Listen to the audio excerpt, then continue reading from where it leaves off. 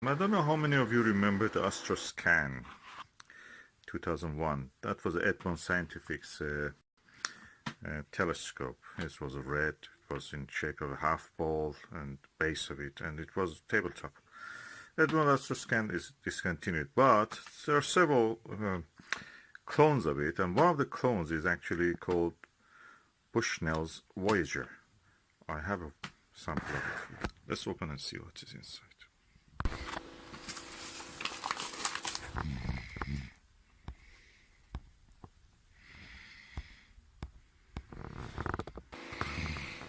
Okay, this is Bushnell Voyager. It has been packed securely. This is the way the telescope looks.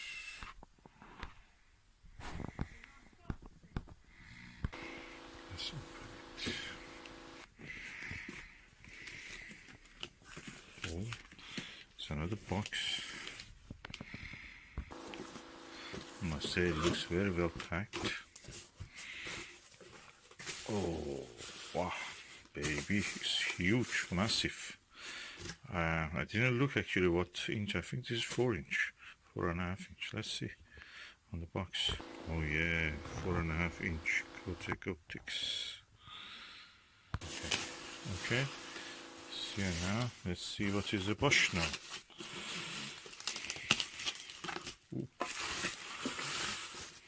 Ooh, wow. I have to bring it up. I need 2 hands. Ooh, that's massive. Compared to the SkyWatcher Infinity, this is a massive telescope. Look at it. It's massive. Sitting on its base.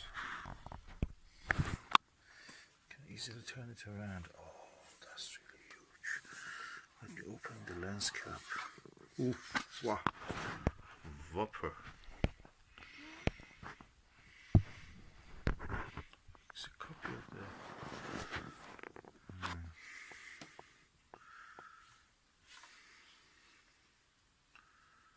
Astroscan. The only difference is the Astroscan had a very strange focusing system. This one is a simple focusing.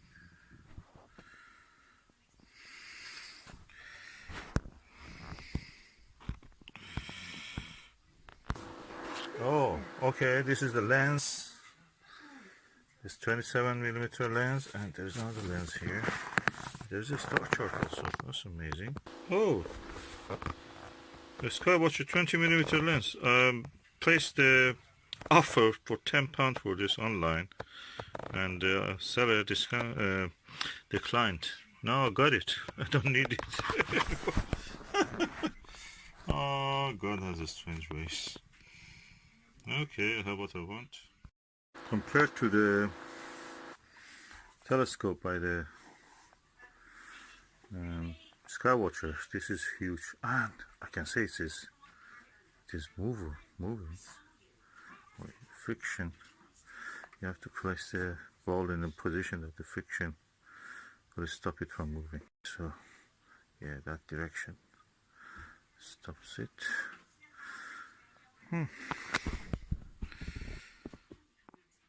This is the comparison between the Bushnell Voyager, SkyWatcher Infinity 76P, and the Celestron Explorer scope. You can see Bushnell is really huge. These two, this is 76, this is 8 centimeter, 76mm, 80mm, and this one 114mm. 4.5 inch, 3.25 inch, 3 inch.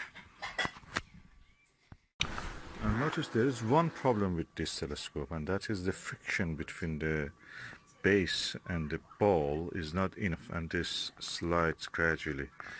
It's not unpleasant, but I may do something about it, just putting some Teflon or something just to be sure that it's there, stays there. Otherwise, the ball is good. You can put your hand even when you're observing, just put it as a resting point for your arm.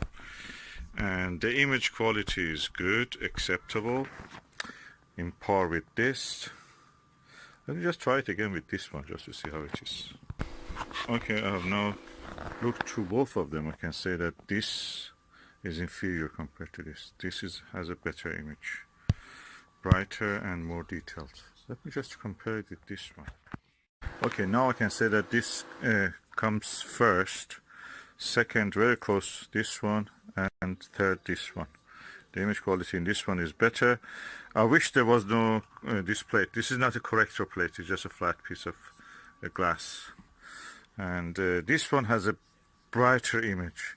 In this one you see some dimming of the details, and probably I will try to remove this at a certain time, but the problem is that this is used to hold the secondary mirror, and yeah, makes it difficult to get rid of it. There is no stand for it then if you just remove the glass where this stands on. But this one gives a better image, but the only problem is that the eyepiece of it cannot be exchanged with anything else. This normal telescope with even rack and pinion. Quite huge, massive compared to them. You have to see it in close to see what I mean. So, 3 telescopes, grading first, number 1, number 2, number 3.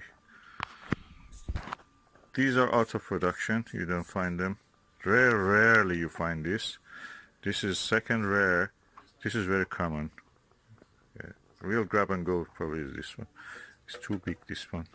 That one, the base has a problem. This eyepiece has a problem, which means the eyepiece is a little bit bigger than the normal eyepiece cannot go into this, or smaller than normal, yeah.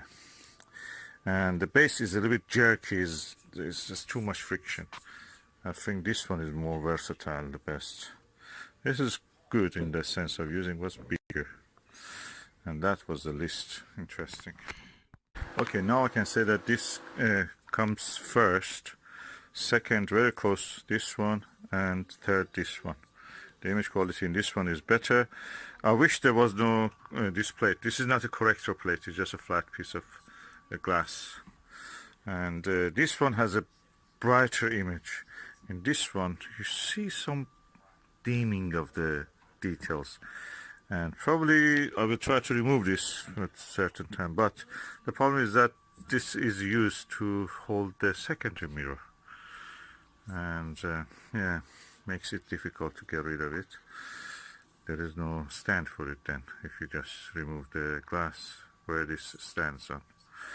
But this one gives a better image, but the only problem is that the eyepiece of it cannot be exchanged with anything else. This normal telescope with even rack and pinion. Quite huge, massive compared to them. You have to see it in close to see what I mean. So, 3 telescopes, grading first, number 1, number 2, number 3. These are out of production, you don't find them. Rarely you find this. This is second rare. This is very common. Yeah. Real grab and go probably is this one. It's too big, this one.